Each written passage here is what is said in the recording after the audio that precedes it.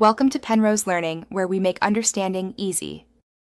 You start by confirming your Bravia supports mirroring or Chromecast. This saves time. Once done, connect both devices to the same Wi-Fi network and pick the same band for stability. Next, go into Settings, open Network and Internet, and enable Screen Mirroring or Chromecast built-in. This activates the receiver on the TV. Make sure the TV's software is up to date to avoid compatibility problems, and keep the TV input visible so the source device can discover it immediately.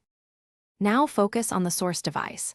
Open Cast or Screen Mirroring in Quick Settings or Display Options and scan for receivers.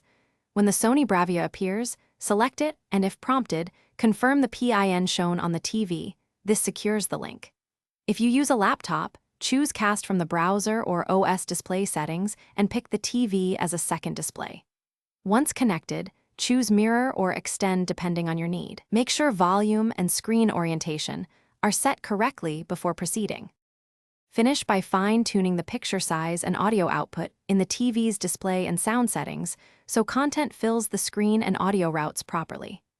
Once streaming, you can lock orientation and prevent auto-sleep on the source device to keep the session stable.